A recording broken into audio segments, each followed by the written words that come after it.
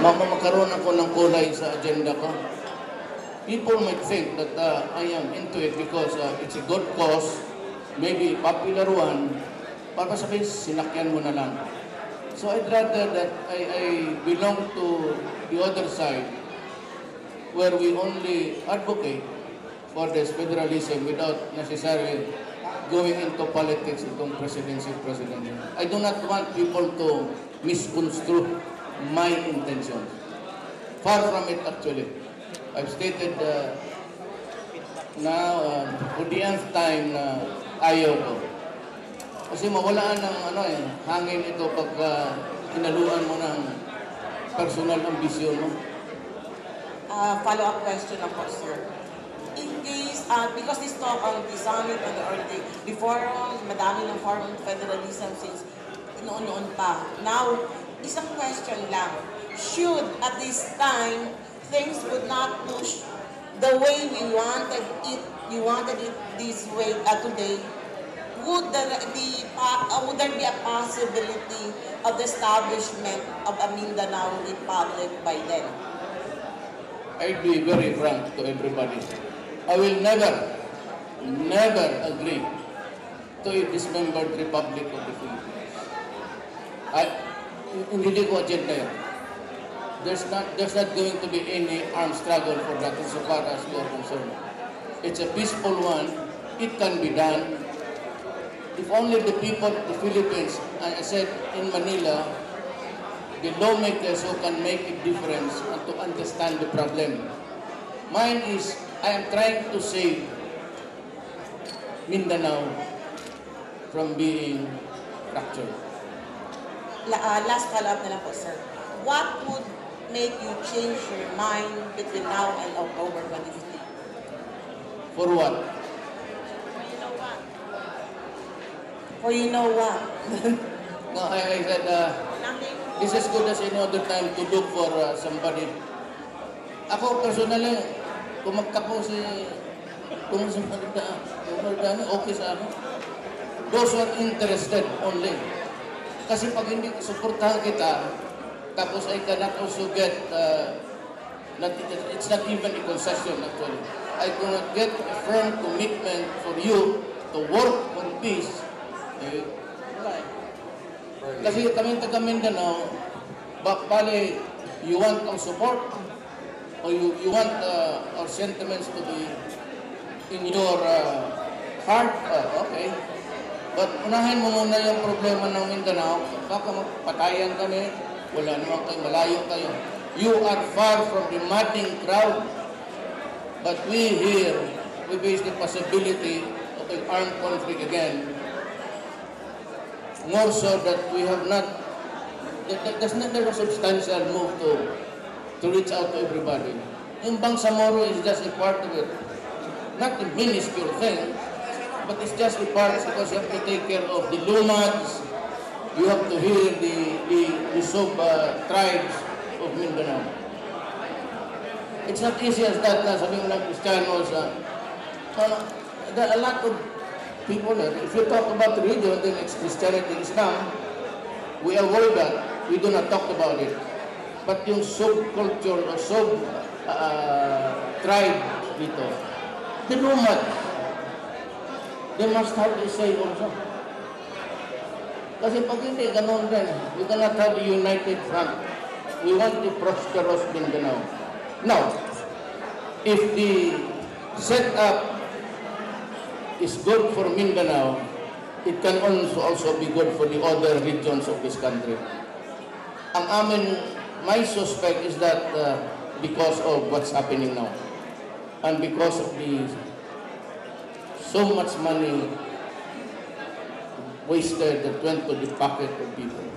Sino pa naman ganahan magbayad kung ibayad ng pupunta lang doon sa bulsa ng nag-a-appropriate? And things are not that good either in the law and order front. I'm not blaming the president. I know that he's doing his best. But maybe just like mine, our best is not really good enough. More. Kaya sabi ko ito, you cannot do it if you follow the traditional system, you'll get nowhere. Mamawala ka talaga. Your hands are tied and almost another 6 years of six years of Mayor, kung lalabas ka lang naman tapos another 6 years of ito. I said, I'm not blaming the president. He is a hostage of the system. Mayor, your comments sa statement ni Representative Bello, wherein he said na this summit is a triggering factor to pursue both federalism and to pursue you to run as president, because in order to pursue federalism, we need a national leader na magsusupport sa federalism, and that would be you if you will run as president. I suspect that if it's only a constituent assembly, nothing will come about it. It has to be a constitutional convention if they open. But I'm raising the red flag, the alert. Pag binuksan nila yung constitution, ipipilit, at least ako, I don't know, but we who are advocating for federalism, pag binuksan nila yung constitution, you cannot, once a constitution is open to easily, you cannot limit the things that are supposed to be changed.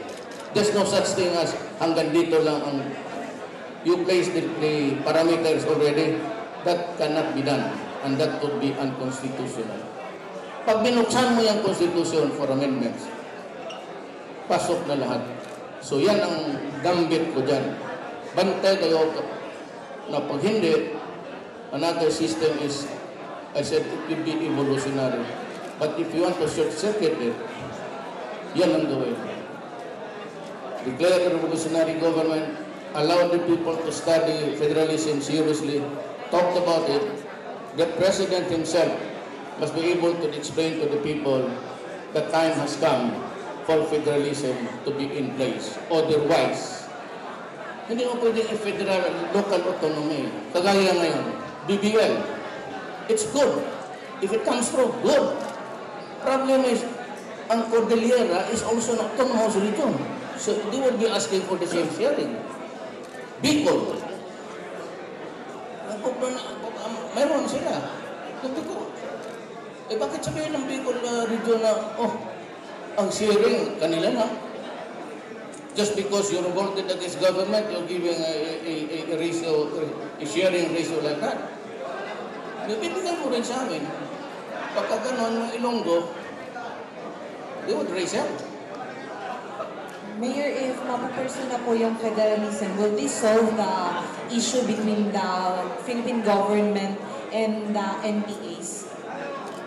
I didn't get you. If mapupursue po yung for Mindanao federalism, susolve na po ba yung issue between the Philippine government and the New People's Army? I will not agree to Mindanao federalism.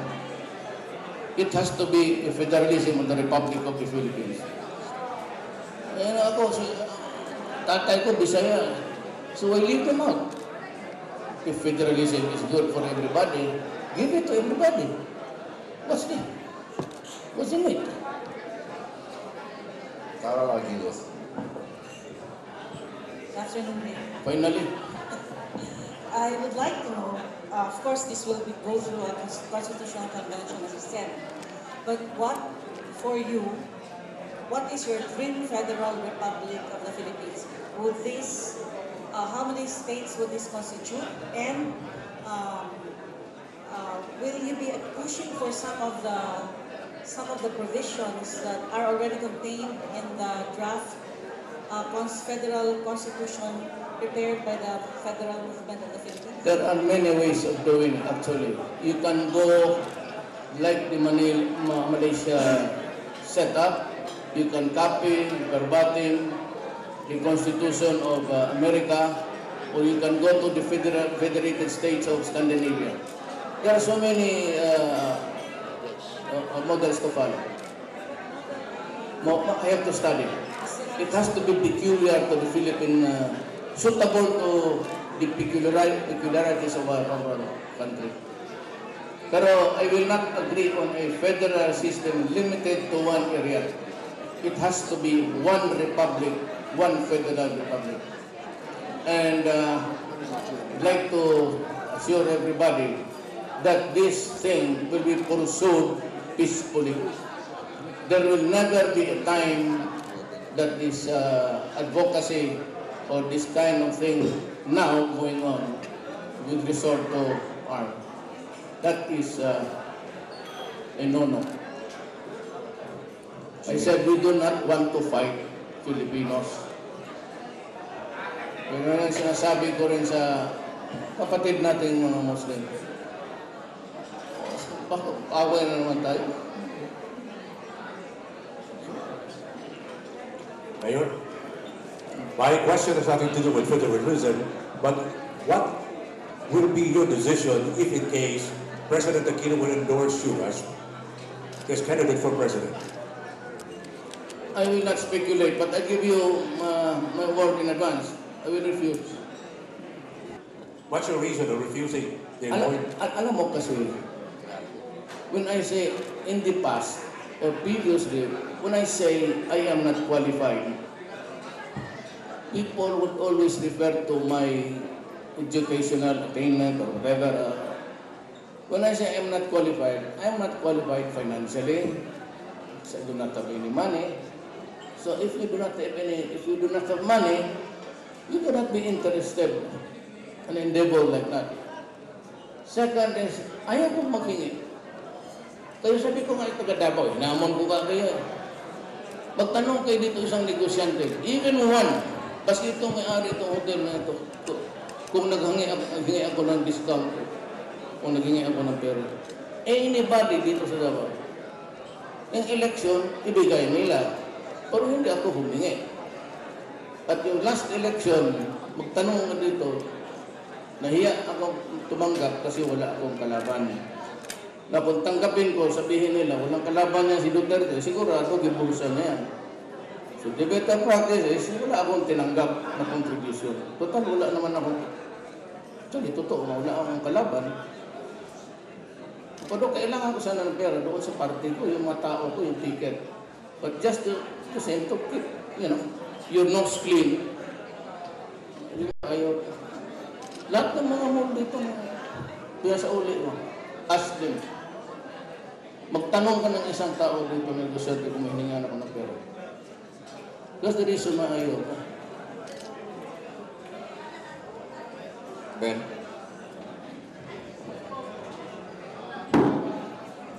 Thank you, Rolly. Mayor, makita man din nato ang overwhelming support sa imo. Isang din na lang. By middle of next year, kung may ginasuporta sa imo mga kandidato o presidente, pasig mo kambyo imo una-una, na may posibilidad? 10 million votes? You will not win the presidency with 10 million votes. Kung magaling man Mayor, dili gyud kamudagan, nabay posibilidad po nga suportahan na lang nimo si Governor Dani pagka-presidente? If you will support federalism, I will. Kaya kasi nandito eh. But that for me is a good indicator. Why? It will benefit President Dani. He would have lesser trouble, lesser fighting, lesser death, lesser bloodshed. It is not the credit of the president to really look for a way out of this Mindanao dynamics. Mayor, the move for charter change for federal government, can we assure the public, Mayor, na hindi siya magamit for term extension for other officials and good current? That will be put to a vote, but you can be sure that I am now committing not to agree to any extension for all of us in government. Magandang hapon po, Mayor. Magandang hapon po, Mayor. I came from Lucena just to attend this summit because I know you're at the center of this summit.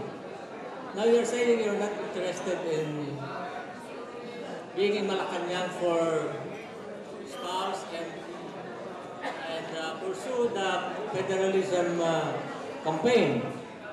Do you think people will support federalism without you at the helm? Yes, because actually, Mindanao, Well, it but actually happened, Mayor already. Mr. Ruben Canoy has been espousing federalism for a very long For more time, than years. and, nothing happened. I think people came here just because of you. no, something happened, and it planted the idea of what federalism could do for our country. Ang hindi lang kasi nalaman ng tao kung bakit kailangan. It is not really a thing for the nonsense for the moment. It is a thing that we badly need. And ang problema, hindi kasi alam ng mga tao kung bakit kailangan natin ito. That there is a possibility, I said, of a country dismembered. Alam mo kasi ganito yan. Sinabi ko na sa iyo, dumating yung Kastila dito. Malay, Malay settlements to eh. Part of the Sri Visayas Empire.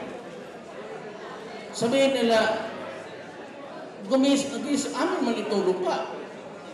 But one day, may dumating dito ng mga puti na tao with cannons and muskets at pinaputukan kami at sinabi nila, sila daw ang gobyerno at ang may-ari nitong Pilipinas ito kanila.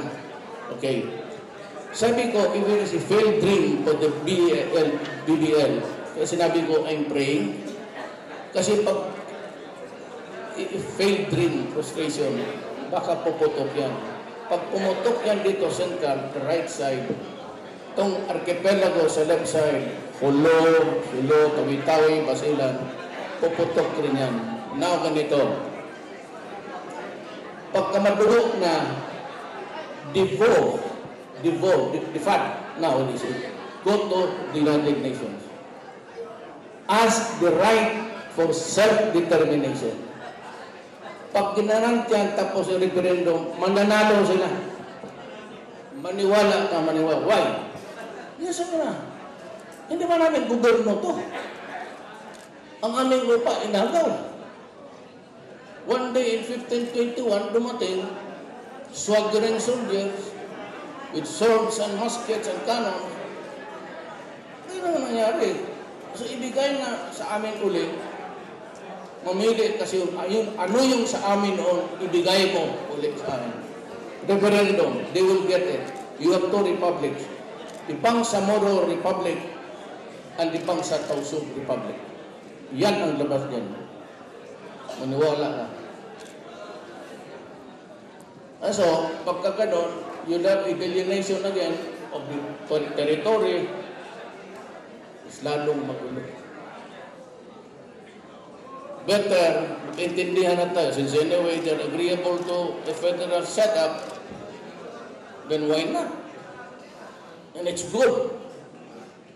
Ang number one, outside of Mindanao, ang hinakit ng mga tao, yung pera nila na hindi nasasauli sa kanila, dinidistribute buong Pilipinas sa mga congressman, iba. Yung pera ko sa Davao, na ibigay lahat doon sa iba, hindi sana puti kung ginawa ng pera put to good use. That's okay. Pilipino tayo, magkaduo tayo. But yung pera namin, ipupulsa ninyo, ayun, yan. Yan ang sentimento ng Pilipinas. Kaya yung mga Bicol, pati yung mga Ilocano, agrabyado sila. Kasi marami sila rin contribution. Tapos sana ang pera nila. Maybe a third of that, o two-thirds napunta. But where is the one-third? Ang one-third sana, hindi na bali na ginawandaan, baski na paano, basta may nakita. Ilagay na NGO, ibalik to dito sa bukas. Mahirap yan. Isa. Good afternoon, Mayor. Two questions po. Since scheduled na po kayo to go around the country drumming up interest for federalism. No. Ako yung naging out of the country, walang pera. Yung nakinig, sila na lang ang bahala sa kanila. Opo, pero has yung federalism convener conveners po agreed on any targeted number of pledges to present before any possible presidential candidate by 2016 or ma-include lang po yung movement for federalism? Pagka ang presidente is federalism-oriented at gagamitin talaga niyang power niya for president, for as long as he is understood by the Filipino people that it is good for all of us, for the Muslims, for the Christians, for the Bulanos, Bicolano, Tagalog, Ilocano, we can have it. Kasi yung pera dyan, at least equitable na, ito lang amin. Pagsayangan ninyo, bahala kayo. Pero, federal kasi sa limitado ang, we see to that limitado, it's for governance. Paghawak mo, kaya ng China, Communist Party of the Philippines, kunin mo yung Communist Party, yung China would go into a whirlpool.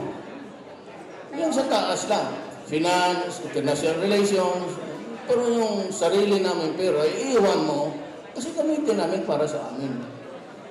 Pero as for the pledges, wala naman pong set number. Pledges na pera Hindi po, pledges for signatures, for support. sa federalism. Opo. I'm sure that we have a lot of groupings here. I'm not at liberty to mention it now, but I think that we got a sizable. It today is representative, not really that big, but we hope to project it to a bigger issue as time goes by. Ang binabantayan ko lang itong constitution. Pag binuksan nila yan, pasok ako. Papasok tayo dyan. Why limited to economic provisions? Ang ayaw ko pa dyan, and this is not because kalaban ko sa politika, itong si Nograles, kanya idea yan to allow foreigners to buy land.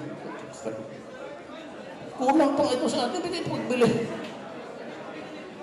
I will not agree to the selling of land. We are not that kind of levels industrial that we can control. Dating control natin. They will buy all of us. Pumasok ang China, they will buy all of us. They will buy the Philippines.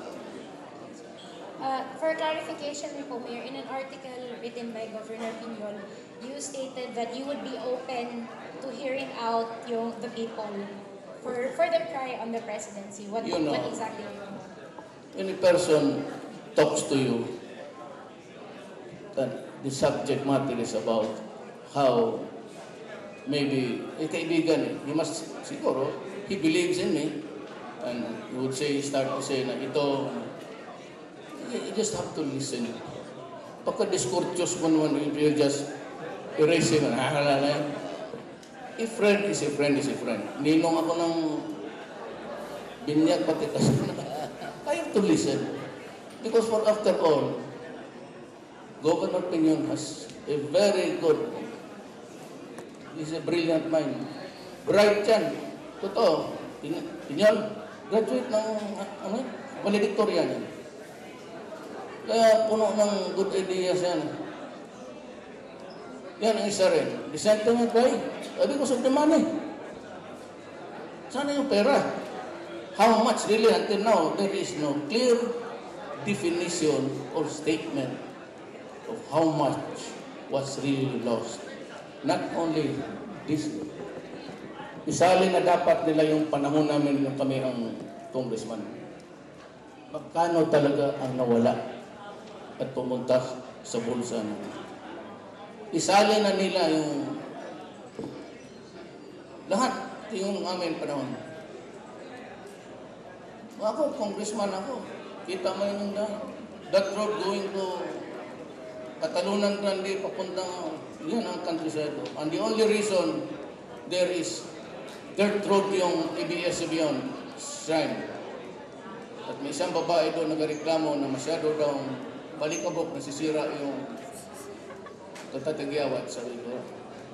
Okay, simintuhin ko yan, no problem.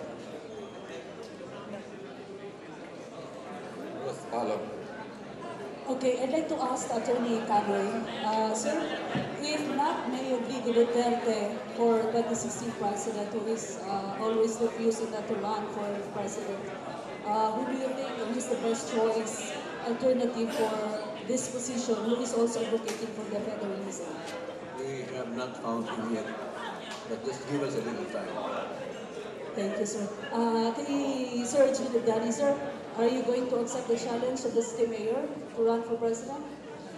I'm running again for governor of Zambales. Okay, mayor, wala na din alternative, but If I were you, instead of wasting your time here, asking questions, getting nowhere, go out and find a suitable person who should be president of this country. Ron. To Mayor Duterte. Sir, are you in favor of isali sa system of education itong federal system, kahit sa high school or sa college one, para for them to have a better grasp of what will happen if we are under the federal education? I don't think it will be a good suggestion actually, but baka pumayag. Pero after 2016, kung si President Idani will order it to be included in the curriculum, pasok yan. Alam mo dito kailangan ng... Pero after federal setup, the president will not be as strong as now. Kung federal na, especially on money matters, wala na. Maybe in foreign relations, pero hihina ang power ng presidente. And we will see to it na talagang limitado lang. Only those matters that pertain to the powers of the president or prime minister. Punta tayo ng parliamentary. Hindi masyado magastos. Lesser ang bilihan ng boto. Marlon. Good afternoon, Mayor. Mayor, before you came sa Panyahul kanya, the people or the delegates are clamoring na you're running for the president. Now, you have a statement na if you will be a president, mauning buhatin mo. Now, ang balta ng Mayor is, if ever, dili ka mudagan, kinsa may push ato, kinsa may mag-rally. The thing about if I were president, just a vision. It was a vision, hypothetical ba vision. Just a vision ko. Ano ang gawin ko kung ako maging presidente. Tapos, if I want to institute reforms, barabarahin ako ng, the three great powers of government, the three departments. Kung mahirapan ako dyan, magde-declare ako ng revolutionary government. Congress, but hindi ko galawin ang korte. There are litigations, so many thousands of litigations every day, and it will just add exponentially to the problems of the country. Eric. Okay, salamat ulit. Ang tanong ko po dito sa Tagalog area, kay Sir Dante Jimenez. Sir, sa grupo niyo sa anti-crime and corruption, ano sa tingin mo kay President Rodney Duterte? Champion ba talaga ito? Unang-una, resolving crimes and also corruption. Unang-una, yes, sir, your reaction, sir. Unang-una, andito ako dahil nga si Mayor Rodney Duterte ay pro-victim. Okay? Aside from my being the regional convener ng Bicol Autonomy Movement. Pro-victim ang inyong mayor dito. Yung iba nating mga, lalo na sa human rights, no? Yung mga namumuno na sa human rights, at iba pang mga grupo, hindi sila pro-victim pro-criminal sila. Kaya that's why dito kami nagkakasundo ni Mayor Rodney. At hopefully, kung pag siya ay siguro, ma-consider niya yung kanyang posisyon ngayon, ay balik yung death penalty sa mga heinous crimes.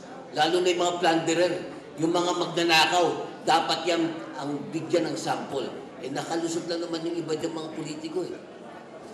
Sa amin, kami mga biktima ng heinous crime, kami naniniwala na ang Davao City is the best example among the cities in the Philippines na nagbigay po talaga ng talagang relatively at peace and order. Last two questions. This is Introduce yourself. question from tatak and answer from the netizens or sa blog. Mayor Duterte, the netizens have been crying out for, it has been trending all over the internet that you are being pushed for the presidency, while a number of people also has been considering that the federalism movement. Now, what can you say about this call, Mayor, that people left and right, even though from one statement you say to the other, saying that you will do this, you will do that, if you become president, these are the things you will do. They have loved you and they have embraced everything that you envisioned for this campaign, and they cannot find any other person for that position. Again, we will just like to ask, how can you address these people and their cry for you to become the president? Nasilip ba ninyo yan? Are you really into critical thinking? Bakit ganito? Why? Hindi naman ako kilala. Except that ang balita nila, namamatay tao. Di ba din look at, I seldom, hindi ako marunong mag-computer, pinapakita lang sa akin. Kita ninyo yung sana matino ng bayan, sana it's actually protest choice yan. Sana nangyari ngayon, primarily because of the law and order situation. Ako lang kasi ang mabunganga eh. Actually, it's not because of nila kilala. Nila kilala track record ko kung paano ginawa itong Davao, ano ang ginawa. But a protest choice po. Hindi talaga sa because Duterte is a good administrator, siguro gano'n. Far from it. Gaya-gaya po, tumaya lang yan. Kita nila sa internet gano'n, pati siguro the few instances that appeared on TV yan, nagmumura ako dahil sa against criminal. Kagaya nung yung kidnapping dyan na I ordered the police to fight. Kasi gusto ng police na lapitan. Sabi ko ba? Papatay. Paglapit ng police ko dyan, nakaharap dyan buka ng M16. Wala ka muna ng bala yan, patay mo na muna. Yung mga ganon, yung ganon. Saka yung hostage na negotiate. Alam mo kayo yun, pagkatapos, sabi, rules of engagement, sinunod ko ba daw? Taga JLG. Mayroong rules of engagement yan. Sabi ko, hindi man ako pulis. Mayor man ako, bakit ako engage mo ako dyan? Hindi naman kasalan to engagement. Basta if you're committing a crime in my presence, wala na ako. What? I do not give a shit about negotiation. You're committing a crime in my presence, I shoot you. Tell the police yun. Karami, tignan mo sa Luneta, you bide your time. Kasi sa Luneta naman, ang inutosan yung mga polis niya sa kakaopisina niya. Hoy, kayong mga army, pag mag-hostage kayo, padalan ko kayo ng Air Force. Yung SWAT ng Air Force. Taga-Air Force, luko-luko ka niya, SWAT ng polis. Pag walang maiwas, walang maiwan, pag ayaw, ako na may kwento. Sigurado ka. Ano pala? Spent half of my life hitting the heads of yung mga aso dito. Totoo. Yung nahuli sa aso dyan sa it's protein for the people. Nagbigay ko naman dyan sa... So kumakain rin ako ng aso talaga.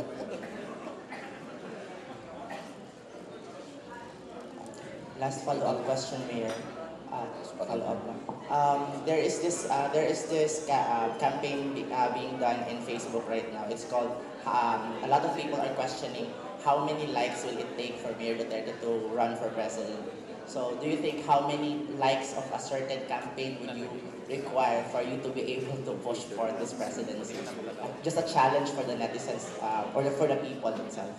Nakinig ka ba sa speech ko? Ito totoo, nakinig ka? Yes, ba? Maggugulo yan. Gugulo ang Pilipinas. Pag sabi ko, i-declare ko ang impulse na doon, it's a two-way. It's not a surefire formula. I will not only lose my funds there, I might lose my life. But what is the most important thing to do is really to get the mandate legit, yung malinis ka, na napili ka na malinis. Then after that, maybe, just maybe, the people will accept you. If you say that just Cory Aquino, i-declare ako ng revolutionary government. Pero hindi lang, tandaan, yung korte na, except yung Congress na reforms. Lahat ng government corporation, all are we doing business? Ay, mga kabuhayan dyan. I-devolve mo yan doon sa diretso sa barangay. Yung livelihood, hindi nadadaan niya ng ano, diretso doon sa barangay, kung anong kailangan. Maraming layers kasi, maraming he sits on the papers. So magsabi siya, bitawan ko yan, then patagalin naman niya dito. Kita mo City Hall ngayon. Hoy, bakit? Tinahan. Ako marami akong pasalamatan dito ngayon. Alam mo bakit? Sa Maynila ako sa nila. Yan si Duterte. Mga tao niyan, walang hinihingi. Yung mga mall nga. Ayaw ko na sabihin ng tao. Sabi niya, yan si Duterte. Yan dapat na presidente. Hindi nagpakita yan sa opening ng mall ko. May walang hiningi yan. Eh, bakit ka naman higi? May pamalingki ka naman. Yung gano'n. Yan, doon ano ang tao. Alam mo kasi yung mga milyonaryo, matataas ng pride yan. They are putting up billions dito. Pero pag hiningan mo maski piso, it will touch their ego. Putang inan to. Nagninegosyo na nga tayo, itulong ka na, hihingian mo pa kami. Kaya nagagalit yan. Kaya may mga malalaking corporation, hindi pa papasok na sa iba, pag hiningan mo, mai-insulto. And 1 peso demand could make a difference actually. Matataas ang pride niya, mga milyon na lang, tapos ganunin mo. Kaya dito sa City Hall, I instituted the 72 hours. You can only hang on to the paper 72 hours. After that, you release. Approve or disapprove. Beyond 72 hours, the paper goes to my table and I'll ask you why it took you 72 hours. More than 72 hours to do it. Pwede wala. Kasi yan ang paghayaan mo yung mga empleyado mo, upuan ng 2-3 buwan dyan, yan maglabasan yung lalo na kung magandang babae ang magpaluhap, release na. Huwag mo na examinin niya. Lugi kung sa lugi tayo. Last question, Mayor. You can put your head. Tigas. Sir, I hope you don't mind my asking you this. Yes. But you have consistently and you have been insisting for the past few months that you are really never running and you're not interested in the presidency. Now the question is this, but we observe your body language speaks otherwise because for one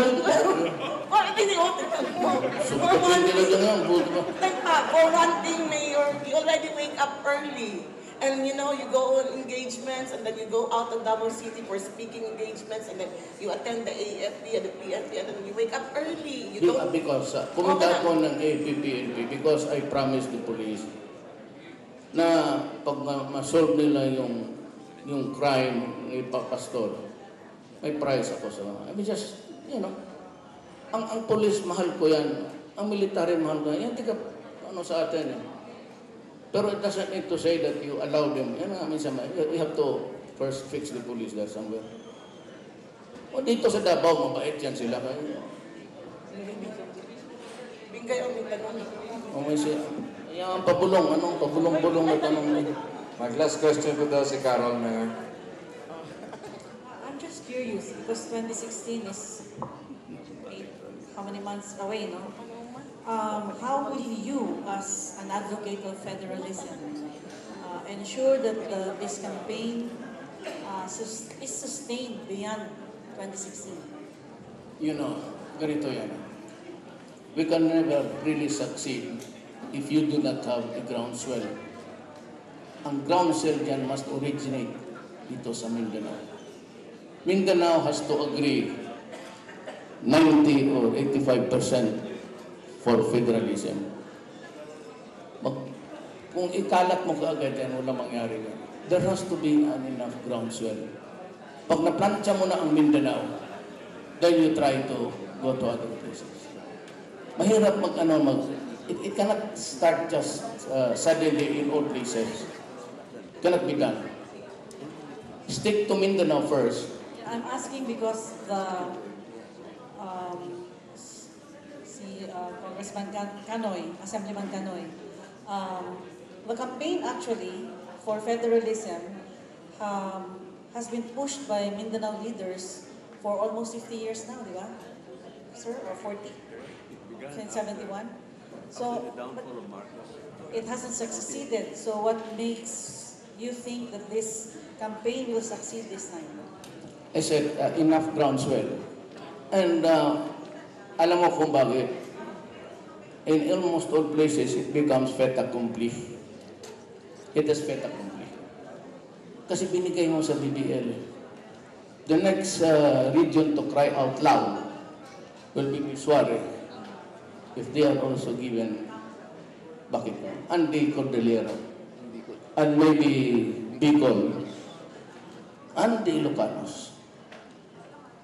Nandyan na kasi, binigyan mo na kung pagkamanok ang anak mo, 10, binigyan mo na yung isang anak mo eh. O ito ang allowance mo mas malaki. Ay, sabi, pa, kapatid ko man ito. Bakit wala kaming 70-30? Mas madali ngayon kasi may catalyst na. The catalyst is the BBM. Mahirapan ka na because if you refuse, you have to have a very good reason why you should not give it to the other regions also. Because pag deny mo yan, there will be an incongruity now in the governance of the Republic of the Philippines. 7 provinces and 33 cities sa Mindanao. Ilan na dyan ang for federal? Ako sigurado ako because nakausap ko si Noor, nakausap ko si Mayor Sema and yung ating Muslim leaders dito. Sambuanga, I don't know what Lubrigat, but almost all dito, Region 11 sold na yan. Kasi kawawa mo talaga tayo. Tayong taga Mindanao, ang laki ng contribute. 54% of the total export earnings, agricultural products, Mindanao is the one that's giving it to the National Treasury. Saan pera na ito? Okay na lang sana sabihin na, ay total, anak, may negosyo ka naman na sa iyo, may sari-sari ka naman, okay ka na lang. Magsabi ako, sige pa, okay na lang, bigyan mo na sa mga kapatid kong mahirap. Because there are other regions talagang mahirap. Kita na i-subsidize mo yan. Sa federalism, just kasi na-deny but tapos hiyaan mo. Because there are regions and provinces talagang mahirap. I-subsidize mo yan. Ang mag-subsidize yung region. Hindi yung ibang tao. Bahala na sila how to blossom into something good sa economy. Kanila na yan. Pero hindi mo na basta-basta masabi, hindi. And even to the time of Ramos, hindi mo talaga pwedeng gawin yan. Because si Ramos talaga was also very good. Bright si Ramos, isa si Ramos, pati si post-ed sa yung iba wala nga, ba't karami hindi mo pwedeng gawin yan? Specifically ang pinaka mo. To close, Mayor, your final call to action. Well, as I've said, I invited you here really not because I am launching something personal ko. I have no personal agenda here except that itong federalism, the time has really come. Because, one, it will result in a bloody wars again. Pareho tayo ng Balkan states. Just look happy to Yugoslavia. Serbia, Herzegovina, Croatia, city states. Well, gusto ninyo yan, pero ako manghinaya ko. And I, for one, I repeat, I will never, never, never agree to a dismembered Republic of the Philippines. Thank you.